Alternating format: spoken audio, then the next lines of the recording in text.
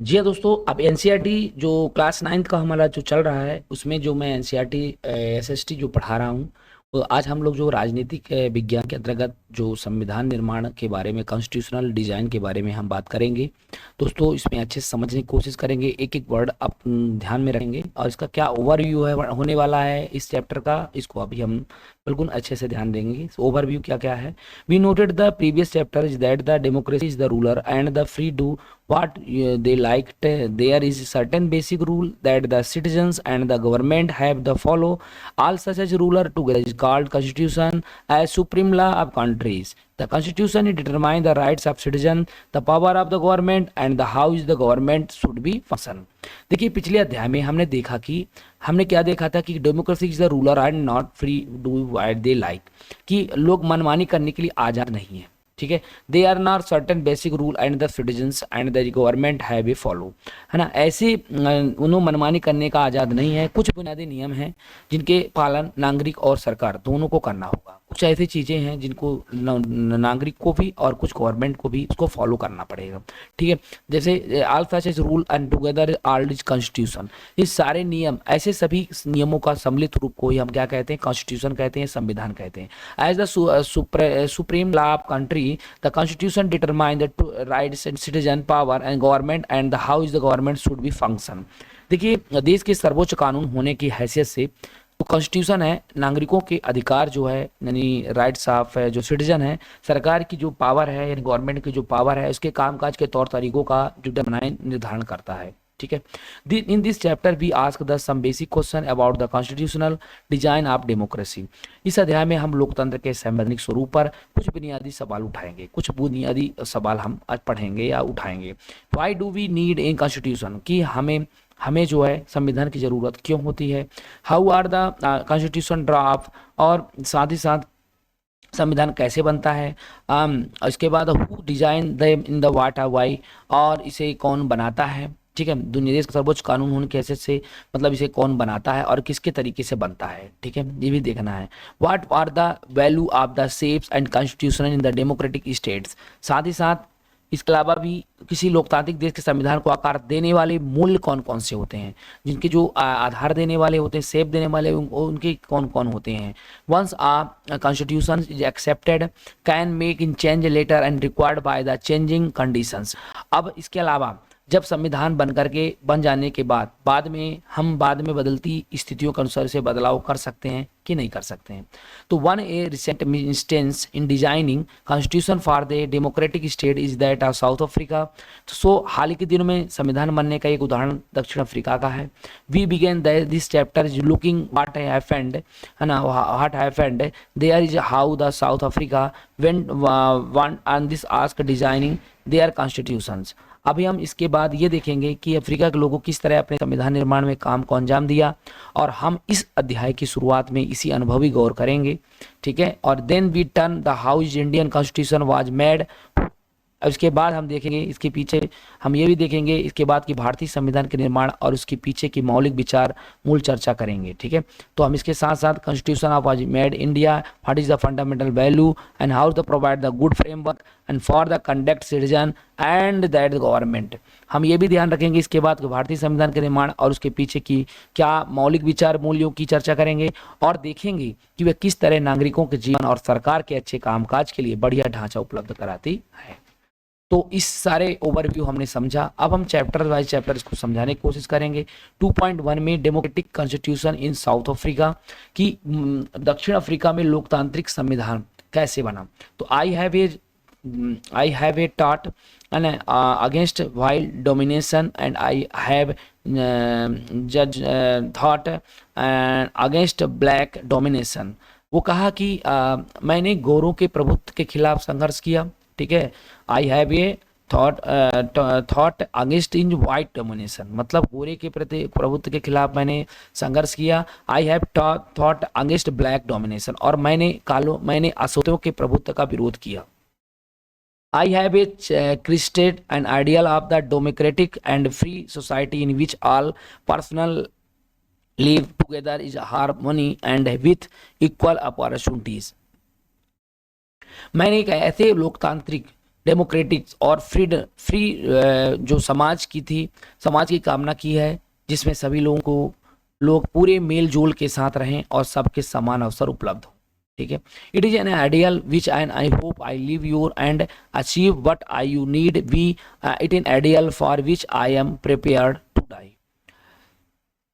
साथ ही रहे और सबका समान अवसर उपलब्ध हो। मैं इस आदर्श के लिए जीवित रहना और उससे पाना चाहता हूँ, मतलब उसे इस आदर्श के लिए मैं जीवित रहना चाहता हूँ और उसे पाना चाहता हूँ। I need to an ideal which I am prepare to die. अगर जरूरत पड़ी तो आदर्श के लिए मैं जान भी देने के लिए तैयार हूँ, इस आइडियल के लिए मैं जान भी देने के लिए तैयार हूँ। This was a national Mandela's being and tried after treasons मतलब देशद्रोह। यह नेशनल मंडेला का कथन है, जिन पर साउथ अफ्रीका में साउथ अफ्रीका में अफ्रीकन गवर्नमेंट के द्वारा इन्हें जो है देशद्रोह का मुकदमा लगा दिया गया था। He and seven other leaders are sentenced to life imprisonment in 1964 daring to oppose the apartheid regime in his country। देखिए, इनमें जो है दक्षिण अफ्रीका की गोरो सरकार ने देशद्रोह का मुकदमा इन पर और इनके साथ अन्य नेताओं पर 1964 में देश में जो है अपार्थेड के रिजिम के लिए उन्हें रंग भेद के चलने वाली शासन व्यवस्था का विरोध करने के लिए लगा दी थी। His countries. He spent the next 20 years in South Africa's most dreaded prison, Robben Island। मैं आपको बता दूं कि अगले जो 28 वर्ष तक उन्होंने दक्षिण अफ्रीका की सबसे भयावह जेल रोबेन द्वीप में कैद रखा गया था उन्हें। इसके बाद अभी हम देखेंगे dangers native Indians and colours. If you enter these promise and night you will be listed in missing arm guards suit on site सेविस dogs and divan the cap. इसमें ऐसे वर्ड लिखा गया है, इसमें कोई दिक्कत नहीं। You struggle against the apartheid. रंग भेद के खिलाफ क्या क्या संघर्ष हुआ। अगेंस्ट द स्ट्रगल क्या क्या हुआ अपार्थेड के लिए, अपार्थेड के लिए। Apartheid was the name of the system of racial discrimination unique to the South Africa. रंग भेद जो होता है या अपार्थेड जो होता है वो नस्ली भेदभाव पर आधारित उस व्यवस्था का नाम है जो दक्षिण अफ्रीका में विशिष्ट तौर पर चलाई गई थी। दक्षिण अफ्रीका में discrimination unique to the South Africa में चलाई गई थी। The white Europeans impose this system on South Africa. जो दक्षिण अफ्रीका पर व्यवस्था यूरोप के गोरे लोगों ने ला दी थी। इसको कौन लाया था, तो ये जो होता है इन वाइट यूरोपियंस इम्पोज, जिसको इम्पोज किया गया था this system on South Africa during the 17th and 18th century। The trading companies Europe occupied is with arms force. आपको मैं बता दूं कि दक्षिण अफ्रीका पर यह व्यवस्था यूरोप के गोरे दो लोगों द्वारा ला दी गई थी। 17th और 18th सदी में व्यापार करने आई यूरोप की कंपनियों ने दक्षिण अफ्रीका को भी इसी तरह से हथियार और जोर जबरदस्ती से गुलाम बनाया था। ठीक है, Europe occupied the with arms and force, मतलब वो जोर जबरदस्ती से उन्हें बनाया गया था। ठीक है, in the way they occupied Indian but unlike Indian are large number of white and had settled in South Africa and become the local rulers. आपको मैं बता दूं कि जबरदस्ती गुलाम जैसे भारत पर किया गया था ना, पर भारत से उलट काफी बड़ी संख्या में गोरे लोग दक्षिण अफ्रीका में बस गए और उन्होंने स्थानीय शासन को अपने हाथों में ले लिया। तो वहां के जो लोकल रूलर था वो अपने हाथों में ले लिया। The system of apartheid divided in the people and the labelled them on basis of their skin colours. आपको मैं बता दूं कि यहाँ पे जो स्थानीय शासन को जो ले लिया था वो रंग भेद की राजनीति ने लोगों को उनकी चमड़ी के जो उनका स्किन था उनके कलर के हिसाब से बेस पर वो बांट दिया। उनकी जो पॉलिटिक्स थी, उनकी जो राजनीति थी वे स्किन के आधार पे बांट दी। The native people of the South Africa are black colour. जो दक्षिण अफ्रीका के जो नेटिव लोग थे वो उनकी चमड़ी जो है रंग काला होती थी, उनकी जो कलर होती थी, स्किन होती थी, वो कलर की रहती थी। And the made up the about 3/4 of the population and way are called is blacks. जो कि आबादी में उनका हिस्सा लगभग 3/4 है, उन्हें अश्वेत कहा जाता था, उन्हें ब्लैकिश कहा जाता था। Besides these two groups there were people a mixed races who are called colored and the people who was migrated from India. श्वेत श्वेत और अश्वेतों के अलावा वहाँ मिश्रित नस्ल जिन्हें रंगीन कमड़ी वाला कहा जाता था, उन्हें जो मिक्स रेसेस था हु आर कॉल्ड कलर्ड, उन्हें रंगील coloured and the people who migrate in India, ठीक है, जो कि उन्हें क्या कहा गया था, अश्वेत और अश्वेत की मिश्रित नस्लों को जो रंगीन चमड़ी वाला कहा जाता था, और भारत में आए लोगों भी थे इसमें से, ठीक है। Each white ruler it treated all non-whites and inferiors. The non-whites did not have in voting rights. गोरे शासक के गोरे के अलावा से सभी छोटा और नीचा मानते थे। गोरे शासक जो गोरे के अलावा और जो बचते थे उन्हें छोटा और नीचा मानते थे, उन्हें वोट डालने का भी अधिकार नहीं था, ठीक है। अब देखिए the system was the particularly oppressive for the blacks. They were forbidden from living in the white areas. They could work in white areas only if they had been permitted. आपको मैं बता दूं कि रंग भेद की जो शासकीय नीति अश्वेतों के लिए खास तौर पर दमनकारी थी. In the oppressive system was the particularly oppressive for the blacks. They are forbidden from living white areas.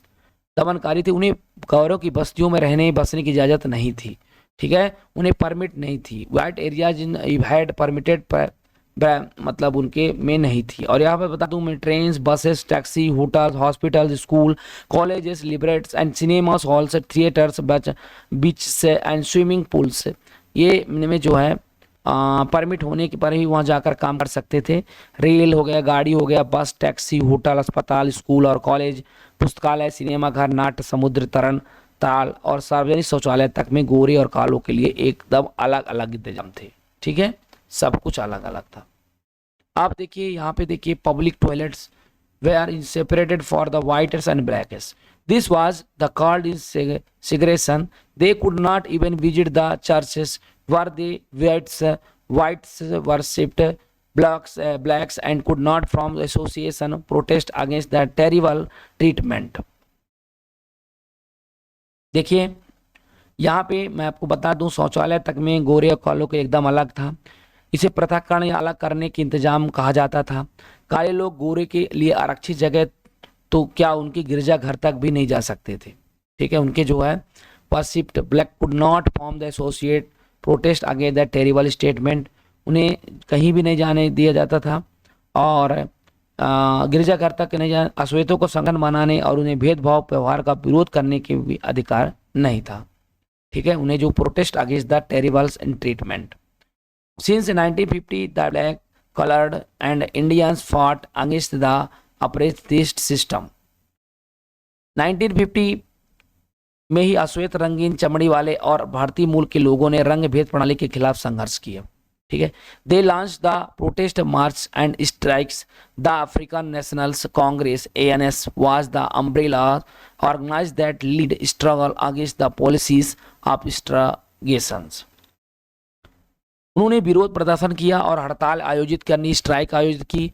भेदभाव वाली इस शासन प्रणाली का विरोध करने वाले जो संगठन अफ्रीकी नेशनल कांग्रेस के झंडे तले एकजुट हो गए, ठीक है, उन्हें कहा हो गए तो इन्होंने national congress was the umbrella organise that lead struggle against the policies on segregation, ठीक है, उनके एकजुट हो गए. और उन्होंने एक मजदूर संगठन और कम्युनिस्ट पार्टी भी शामिल थी. उसमें क्या हुआ था, in the included money workers unions, कई ऐसे मजदूर पार्टी भी उसमें शामिल थी, कई unions worker and communist parties और कई ऐसे कम्युनिस्ट पार्टी भी उसमें शामिल थे.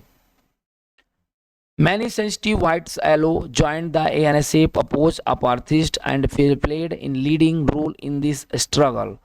अनेक समझदार और संवेदनशील गोरे लोग भी संघ समाप्त करने के आंदोलन में अफ्रीका नेशनल कांग्रेस के साथ आए और उन्हें सबसे उस संघर्ष में महत्वपूर्ण भूमिका निभाई.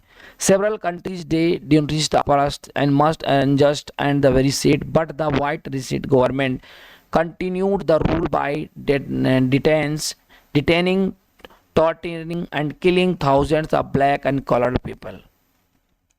इस संघर्ष की भूमिका निभाई, अनेक दशा में रंग भेद की निंदा की और इस व्यवस्था के खिलाफ आवाज उठाई. लेकिन गोरी सरकार ने हजारों अश्वेत और रंगीन चमड़ी वाले लोगों की हत्या कर दमन करते हुए अपना शासन जारी रखा. फिर कई लोगों को किलिंग, 1000 लोगों को मार करके अपनी शासन को बना के रखा। अब देखेंगे टुवर्ड द न्यू कॉन्स्टिट्यूशन कि इस तरह रंग भेद के खिलाफ मतलब एक नए संविधान की ओर कैसे आया, नए संविधान कैसे बना, इसकी चर्चा हम इसमें करेंगे। तो देखिए, there is a protest and the struggle against apartheid had increased. The government realized that they could no longer keep the blacks under through the imprisons. रंग भेद के खिलाफ जब संघर्ष विरोध बढ़ता गया तो सरकार को यह एहसास हो गया कि अब वह जोर जबरदस्ती से अशोचितों पर अपना राज कायम नहीं रख सकती है। तो black under the their rule and through representation the white resume change the policies. इस कारण से इसलिए गोरो सरकार ने अपनी नीतियों में बदलाव शुरू कर दिया। ठीक है, white resume change in the policies, discriminatory law were repealed, और उन्होंने बदलाव शुरू किया और भेदभाव वाले कानून को वापस ले लिया, रिपील्ड कर लिया। तो he law the repealed ban on politics parties and restrictions on the medias were lifted. और मैं आपको बता दूं कि राजनीतिक दलों पर लगा जो प्रतिबंध था और मीडिया पर लगा पाबंदी हटा ली गई। After 28 years of imprisonment Nelson Mandela walk out the jail free man. जब 20 years तक जेल में कैद रखने के बाद नेशनल मंडेला को आज़ाद कर दिया गया।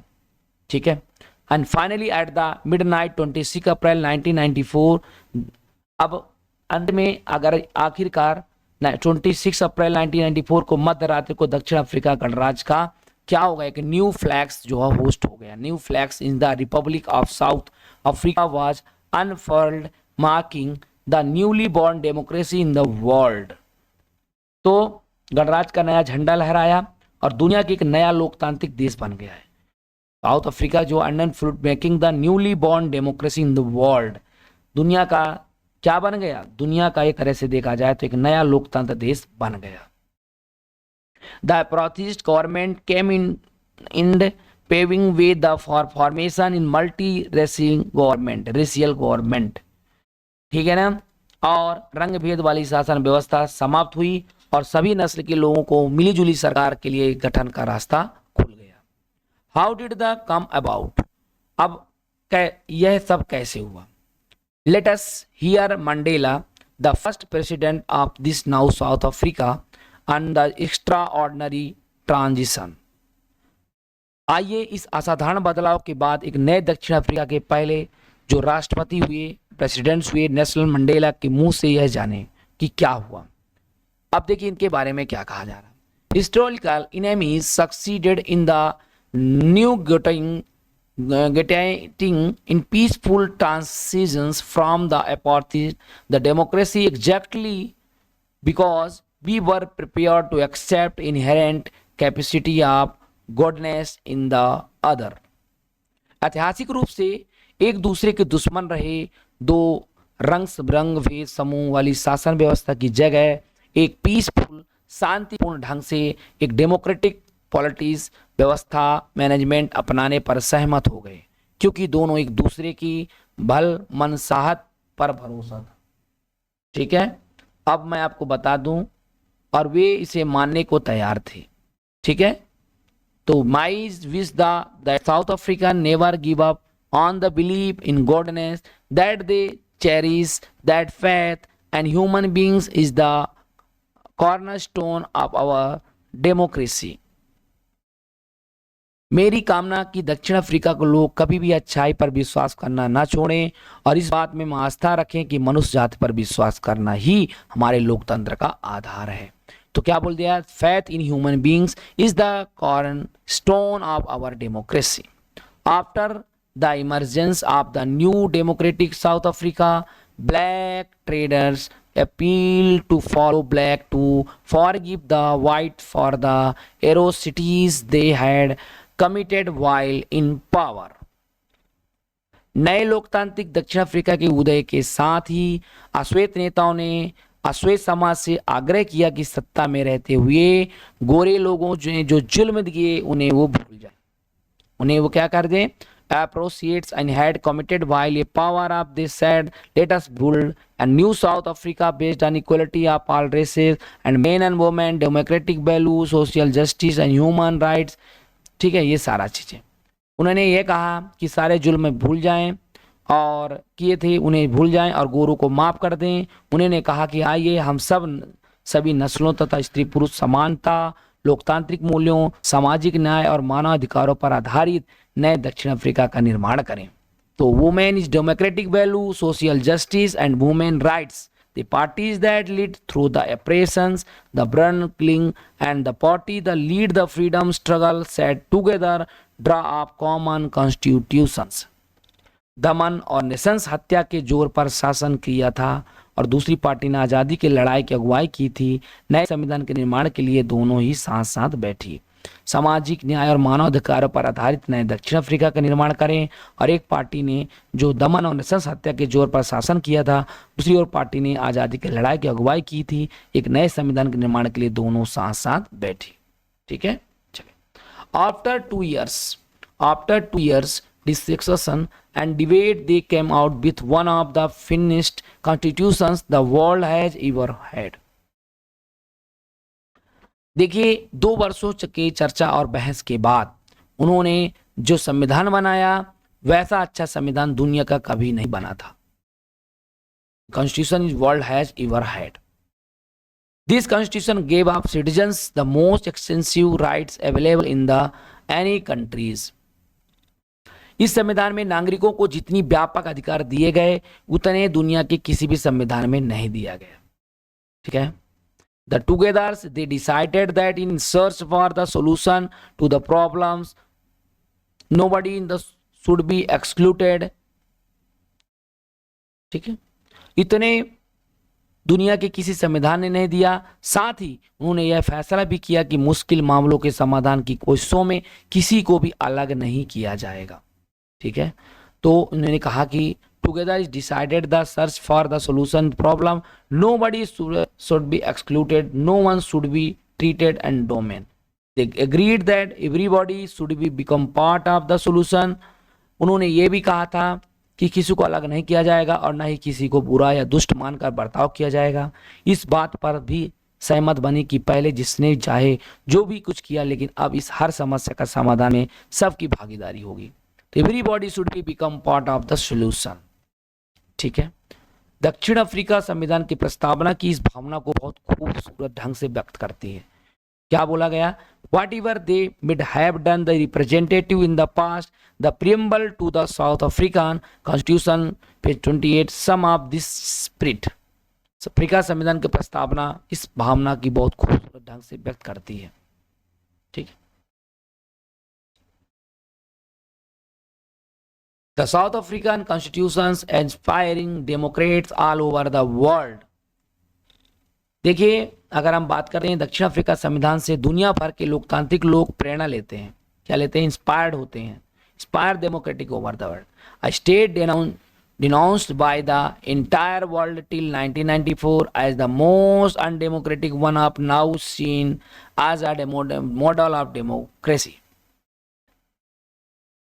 अगर हम बात करते हैं तो दुनिया भर के लोकतंत्र लोग प्रेरणा लेते हैं 1994 तक कि जिस देश की दुनिया भर में अलोकतांत्रिक तौर तरीके के लिए निंदा की जाती थी, आज उसी लोकतंत्र के मॉडल के रूप में देखा जाता था। देखिए, 1994 is the most under democratic on the now seen as the model democratic. What made this change possible was the determination of the people of South Africa work together. यह काम दक्षिण अफ्रीका के लोगों द्वारा साथ रहने के साथ साथ काम करने के दृढ़ निश्चय और पुराने कड़वे अनुभव को आगे इंद्रधनुषी समाज बनाने में एक सब के रूप में प्रयोग करने की समझदारी दिखाने के कारण संभव हुआ है। जैसे देखिए, determination of people of South African work together to transformation bitter expensive into the binding glue and rainbow nation. Speaking on the South African constitution, Mandela said. इंद्रधनुषी समाज बनाने में एक सबक के रूप में प्रयोग करने की समझदारी दिखने के कारण संभव हुआ। एक बार फिर से मंडेला शब्दों में यह बात समझें। क्या समझें? क्या कहा गया नेशनल मंडेला के द्वारा? The constitution of South Africa speaks of both the past and the future. दक्षिण अफ्रीका के संविधान इतिहास और भविष्य दोनों की बात करता है। On the one up hand, it is the Sloman Pact, and which we, a South African, declare to the another that we shall never permit a repetition of our receipt, virtual and representative past। एक तरफ तो एक पवित्र समझौता कि दक्षिण Africa के रूप में हम एक दूसरे से यह वादा करते हैं कि हम अपने रंगभेदी, क्रूर और दमनकारी इतिहास को फिर से दोहराने की अनुमति नहीं है। पर बात इतनी ही नहीं है। But it is no more than that, ये इतने में अच्छा नहीं है। It is also character for the transformation of our countries into one which truly shared by its all people. हम रंग देखिए, इतिहास को ना दोहराएं। बात इतनी नहीं है, वह अपने देश को उसके सभी लोगों द्वारा वास्तविक अर्थों में समसाझा करने का घोषणा पत्र भी है। क्या घोषणा पत्र है? आज countries which in the fullest sense belong to all us, black and white women and man. श्वेत और अश्वेत, स्त्री और पुरुष, एक देश पूर्ण रूप से हम सभी का है। ठीक है। For more detail south Afrikaans में आप जाकर के इसको और अच्छे से देख सकते हो। अब देखिए इसमें जो ब्रैकेट में है, check your progress. What does a story South African struggle for freedom remind you the Indian national movement? Make a list of similarities, dissimilarities between two and the following point। क्या दक्षिण Africa के स्वतंत्रता संग्राम से आपको भारतीय राष्ट्रीय आंदोलन की याद आई? इन बिंदुओं के आधार पर दोनों संघर्ष में समानताएं और असमानताएं क्या थी, ये बताना पड़ेगा। नेचर ऑफ कॉलोनाइजेशन, विभिन्न समुदाय के बीच क्या संबंध था? Relationship between the different communities, अलग अलग के बीच में क्या संबंध था? लीडरशिप गांधी मंडेला, नेतृत्व गांधी मंडेला के बीच में क्या था?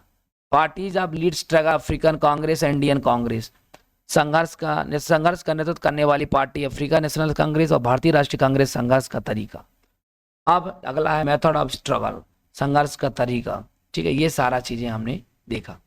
अब why do we need a constitution, अब हमें संविधान की जरूरत क्यों पड़ी, इसके बारे में हम नेक्स्ट क्लास को फिर से देखेंगे। तब तक के लिए थैंक यू।